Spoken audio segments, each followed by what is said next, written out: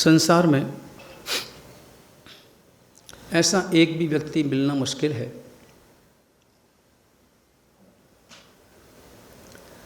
जो अपने जीवन में दुख प्राप्ति की आकांक्षा अपने हृदय में लिए जीता हो।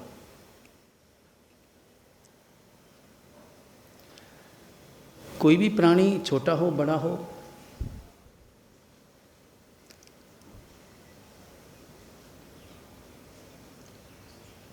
पंचेंद्री हो, चौरेंद्री हो, तेंद्री हो,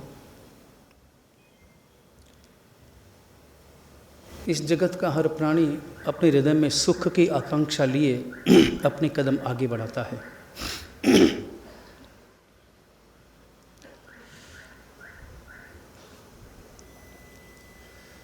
सुख प्राप्ति की आकांक्षा और दुख मुक्ति की आकांक्षा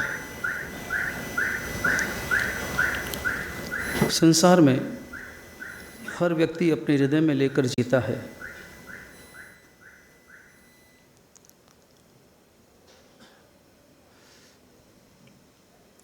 और इसी के लिए प्रयत्न करता है।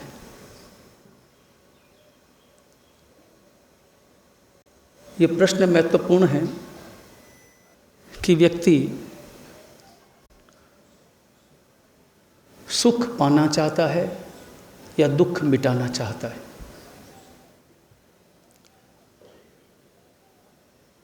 और एक बात और, व्यक्ति के जीवन में दुख भी है और व्यक्ति के जीवन में दोष भी है। दुख भी दोष भी। हम दुखी किससे होते हैं? दुख से या दोषों से?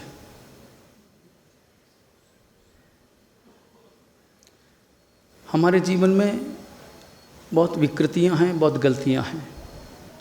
और ये तो सच है, मैं चाहे साधु हूँ, चाहे गृहस्थ हो, कोई भी व्यक्ति हो, दोषों से भरा है। जीवन में दुख भी है, दोष भी है। हमें ज़्यादा दुखी कौन करता है, दुख या दोष? इस प्रश्न के उत्तर में हमारा भविष्य छिपा है, क्योंकि इस प्रश्न का उत्तर जो हमारा मन देता है, वह मन हमारे अस्तित्व को, व्यक्तित्व को, हमारी धारणाओं को प्रकट करता है।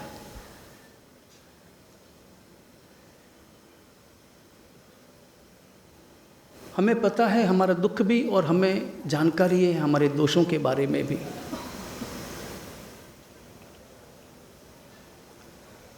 न मालूम कितने दोष मेरे भीतर में भरे पड़े हैं। और ये भी अनुभव करना कि दुख ज़्यादा है या दोष ज़्यादा है। ज़्यादा क्या है? दोष ज़्यादा है तो भी नज़र नहीं आते, वो हमें दुखी नहीं करते, उससे मैं परेशान नहीं होता, उससे मैं दुखी नहीं होता। अपने दोषों को देखकर मेरी आंखों से दो आंसू भी नहीं बहते,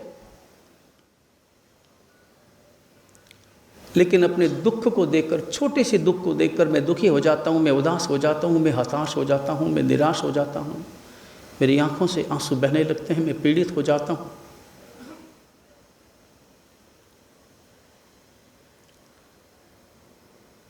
लेकिन कभी आपने समझने का प्रयास किया कि दुख का कारण क्या है? कार्य हमेशा कारण में निहित होता है। बिना कारण के कोई कार्य होता नहीं। बिना कारण के कोई भी कार्य इस जगत में संभव नहीं है। दुख का कारण क्या है? दुख जो हमें मिल रहा है, वो दुख चाहे हमें शारीरिक रूप से मिलता हो, मानसिक रूप से मिलता हो, पारिवारिक रूप से मिलता हो,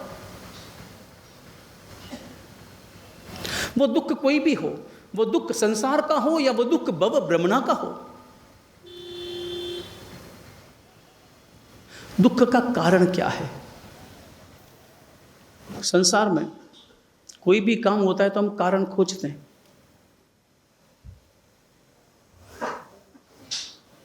बुखार आया तो बुखार का कारण क्या है? डॉक्टर केवल बीमारी नहीं देखता, बीमारी देखने के साथ साथ बीमारी का कारण भी देखता है। और बीमारी अगर मिटानी हो तो बीमारी के कारणों को दूर करो, बीमारी दूर हो जाएगी। ठीक उसी प्रकार दुख के कारण खोजकर समझकर उन कारणों को दूर करो, दुख दूर हो जाएगा।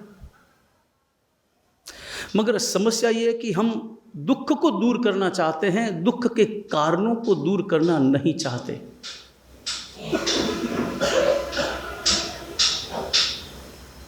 दुख के कारण खोजते भी नहीं है, सोचते भी नहीं है, और कोई बताए तो समझ में नहीं आते हैं, और समझ में आ जाए तो हम उसका पालन नहीं कर पाते।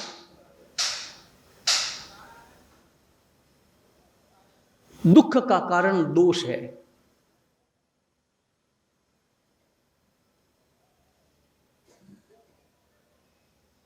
दुख की जन्मभूमि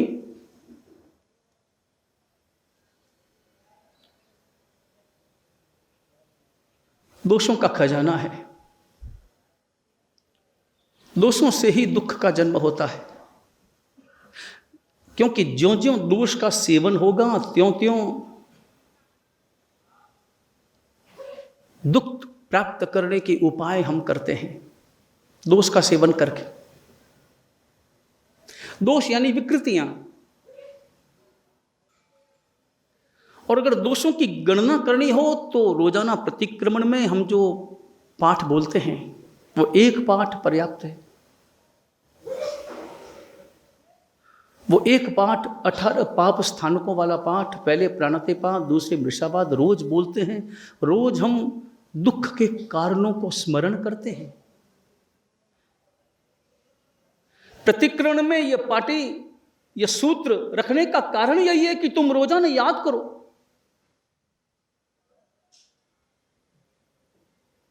क्योंकि परमात्मा तुम्हें दुख से दूर करना चाहते हैं। परमात्मा हर प्राणी को दुख से दूर करना चाहते हैं, हर प्राणी को सुखी बना देना चाहते हैं।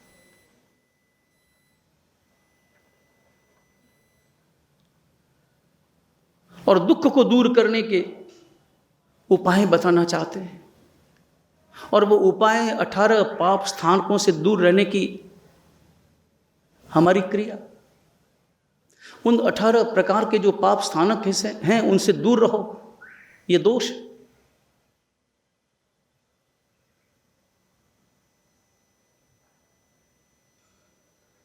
तो स्वाभाविक रूप से दुख से हम दूर हो जाएंगे, और दुख से दूर होना यही सुख प्राप्त करना है।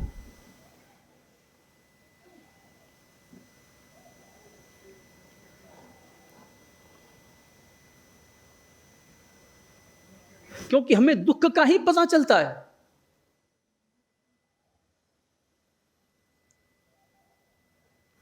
दुख के अभाव में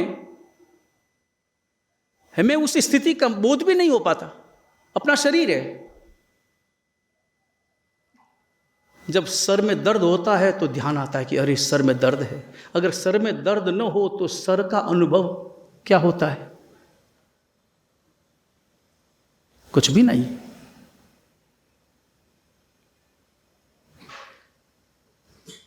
दुख का अभाव सुख है। वर्तमान में हमने जिसको सुख समझा है, अगर सुख की परिभाषा करें,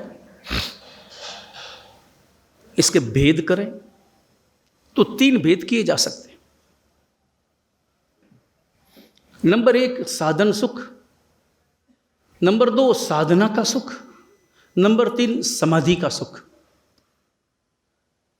नंबर 1 साधन का सुख। हर व्यक्ति जिसके लिए लालायित रहता है,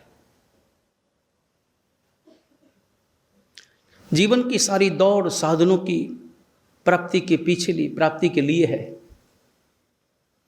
ये सारी जो आपाधापी है,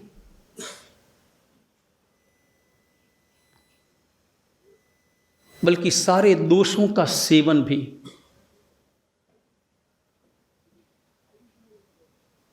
दोषों का सेवन करता है और परिणाम में सुख चाहता है, लेकिन उसे पता नहीं है कि दोषों का सेवन उसके लिए दुख का सबसे खतरनाक कारण है।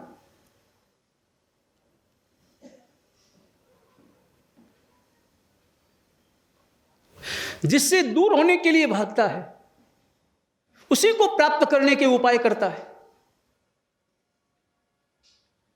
जिन कारणों से वो दुखी होता है, उन्हीं कारणों को अपने जीवन में अपनाता है और अपना कर वह सुख पाना चाहता है। नंबर 1, साधन का सुख।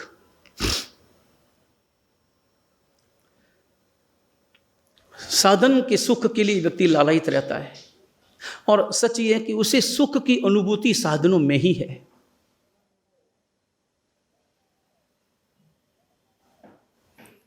साधन में ही उसे सुख का अनुभव है।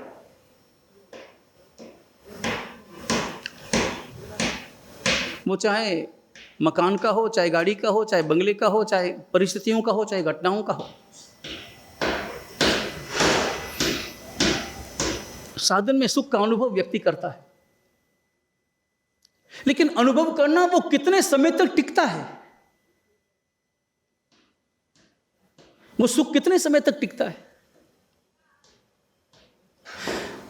परमात्मा श्रमण भगवंत महावीर प्रभु सुख की अलग व्याख्या करते हैं। परमात्मा सुख की व्याख्या करते हुए कहते हैं कि सुख के 5 अर्थ हैं। वो अर्थ जिसमें घटित होते हों, समझना चाहिए कि वो ही सुख है, उसी में सुख है। बाकी सब सुखाभास है। सुखाभास का अर्थ होता है, सुखाभास का अर्थ होता है जैसे चैन है पीतल की, मगर लगता है सोने की, है नहीं मगर लगता है, दिखाई देता है।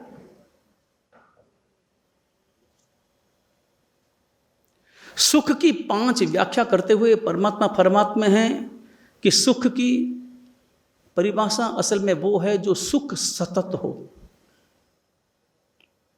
जिसमें सातत्य हो। सातत्य मतलब जैसे गंगा का प्रवाह है जो लगातार बहता है, जो लगातार बहता है, जो बीच में अवरुद्ध नहीं होता, जो बीच में रुकता नहीं, जो कम ज्यादा भी नहीं हो सकता, लगातार हो। संसार की ऐसी कौन सी क्रिया है जिसमें लगातार सुख का अनुभव होता है? ऐसी कौन सी क्रिया है? सबसे ज्यादा सुख का अनुभव आपको किस में होता है? चलो, संसार की क्रियाओं में सबसे ज्यादा सुख का अनुभव आपको किस में? खाने में, पीने में, दौड़ने में, चलने में, फिरने में, मकान बनाने में, या रुपए गिनने में? सबसे ज्यादा सुख किस में? नहीं, संसारियों को, संसारी जीव हैं आप सभी, आपको पता है गृहस्थ जीवन में सबसे ज़्यादा सुख किस में? आपको गाड़ी में बैठने में सुख, और गाड़ी में भी कौन सी गाड़ी में बैठने में सुख? मारुति में बैठने में ज़्यादा सुख है कि और तरह तरह की जो भी गाड़ियाँ हों, और फिर BMW या क्या गाड़ियाँ होती हैं ना, रोल्स रॉयस और BWM या BMW, जो भी हो, किस में ज़्यादा सुख का अनुभव आपको होता है? कौन सी क्रिया ऐसी जिसमें ज़्यादा सुख का अनुभव आप करते हैं? आप बस आनंद आ गया, किस में? माना कि रुपए गिनने में मान लो ज़्यादा सुख हो, और रुपए भी अपने रुपए गिनने में ज़्यादा, या कोई पड़ोस का व्यक्ति बंडल दे गया हो कि जो मेरे रुपए जरा गिन लो, उसमें सुख ज़्यादा? किस में सुख ज़्यादा? खुद के रुपए गिनने में कि दूसरों के रुपए गिनने में? और खुद के रुपए गिनने में ज़्यादा है तो खुद के भी 10-10 के नोट गिनने में ज़्यादा कि 100-100 रुपये के नोट गिनने में ज़्यादा? 100 में ज़्यादा कि 500 में ज़्यादा? 500 का नोट ज़्यादा या वो 2000 का नोट ज़्यादा? किसमें ज़्यादा सुख? मान लो किसी व्यक्ति को 2-2 हज़ार रुपये के नोट हों और वो गिनने में बड़ा आनंद आता है, वो कितनी देर तक गिन सकता है? 1 घंटा, 2 घंटा, 4 घंटा, 8 घंटा, 12 घंटा, 24 घंटा, कितनी देर तक लगातार वो गिन सकता है? संसार की ऐसी कौन सी क्रिया है जिसमें सतत सुख का अनुभव वैसा ही हो? कोई व्यक्ति भूखा हो, कोई पहलवान आदमी हो, दूध पीने में उसे बड़ा आनंद आता, 10 किलो दूध बना है और 10 किलो दूध एक जैसा है, मिश्री डली है, बादाम डले हैं, नोज़ा डले हैं, पिस्ते डले हैं और केसर भी उसमें डाला गया है, दूध रड़ाया गया है, रबड़ी जैसा दूध है, शक्कर ज़्यादा नहीं है लेकिन बड़ा स्वादिष्ट बना है। और तैलवा नुमा आदमी हो, पहला गिलास उसने पिया, जब दूध बन रहा था, उसकी सुगंध आ रही थी तो बड़ा प्रमुदित हो रहा था कि बस दूध मुझे मिलेगा, दूध मुझे मिलेगा, आनंद आ जाएगा, आनंद आ जाएगा। पहला गिलास उसने पिया, उसको क्या अनुभव हुआ, हम अपने अनुभव से उसके अनुभव की कल्पना कर सकते हैं।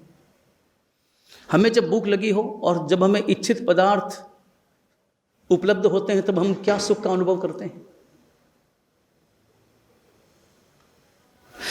पहली गिलास में उसे जो आनंद मिला, दूसरी गिलास में वैसा ही आनंद या थोड़ा कम, तीसरी गिलास में, 8वीं गिलास में, और कभी शर्त लगी हो और इसके कारण से 18वीं गिलास पीनी पड़ गई हो।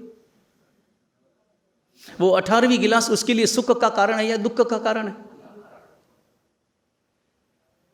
18वीं गिलास वो मजबूरी में पिएगा, शर्त के कारण पिएगा। ऊपर से मुस्कुराता चेहरा, भीतर में कितने दर्द का अनुभव करता है। और अगर जबरदस्ती पीने लगा, हो सकता है उसका कोठा थोड़ा मजबूत हो और 24वीं गिलास पी गया हो, उल्टी होने की संभावना है। फर्क क्या पड़ा?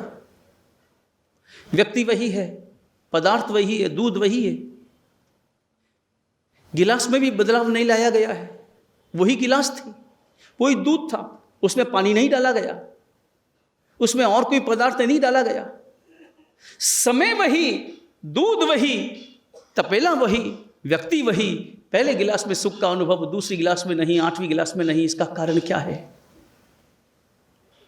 कारण यह है कि हकीकत में वो सुख था ही नहीं, भ्रमणा। हम सब भ्रमणाओं में जीते हैं, केवल और केवल भ्रमणाओं में जीते हैं। और ये भ्रमणा संसार का कारण है। ये सुख दुख का परिणाम है। खाने में सुख उस व्यक्ति को ही अनुभव हो सकता है जो भूखा हो। पानी पीने में सुख का अनुभव उसे ही हो सकता है जो प्यासा हो। ठंडी छांव में आनंद का अनुभव उसे ही हो सकता है जो धूप में तप करके आया हो।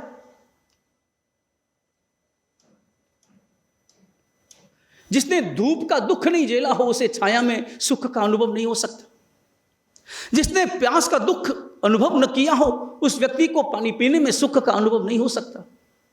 जिस व्यक्ति ने क्षुधा की पीड़ा भोगी न हो उस व्यक्ति को भोजन में आनंद का अनुभव नहीं हो सकता।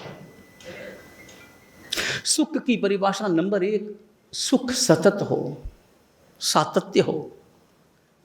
संसार में ऐसी कोई क्रिया नहीं है, संसार के भोगों में भी ऐसी ताकत नहीं है कि वो सतत सुख दे सके। इंद्रियों के कारण से, इंद्रियों के पोषण के कारण से मिला हुआ सुख पल भर का है, क्षण भर का है। ऐसे ही जैसे बिजली कौंधती है, बस इतना ही। जिसके लिए कहा गया 2 दिन की चांदनी फिर अंधेरी रात। पल भर के लिए केवल सुख का अनुभव है, उसमें जरा भी सुख का अनुभव नहीं। सुख की पहली परिभाषा, सुख वो है जो सतत हो। और ऐसा सतत सुख कहां है? कभी आपने विचार किया? सुख तो है, इसमें कोई शक नहीं। ये संसार है, संसार में सुख भी है, दुख भी है। ये सुख कहां है? यह सुख केवल और केवल स्वयं की आत्मा की रमणता में है। यह सुख केवल और केवल सिद्ध शिला पे है। जो आत्मा में रमण करता है, जो आत्मा के कारण सुख का कारण क्या है? सुख का कारण अगर पदार्थ है, सुख का कारण यदि पर पदार्थ है तो निश्चित रूप से वह सुख नहीं है। लेकिन आंतरिक स्वयं की आत्मा के अनुभव में बस सतत सुख का अनुभव है। कभी करके देखो, कभी थोड़ी देर बैठ करके देखो, कभी शांत एकांत वातावरण में। और जब थोड़ा जी लग जाता है तो शांत एकांत वातावरण अपने भीतर पैदा हो जाता है, तो बाहर के हो हल्ला से भी हम प्रभावित नहीं होते। तो भीड़ में भी हम अकेले होते हैं और हो हल्ले में भी हम शांत रहते हैं। अंतर की शांति। थोड़ी देर, आधा घंटा आंखें बंद किए, बाहर की दुनिया से दूर, अपने भीतर में अपने आप को समेटे, थोड़ी देर भीतर में उतरो और भीतर के सुख का अनुभव करो।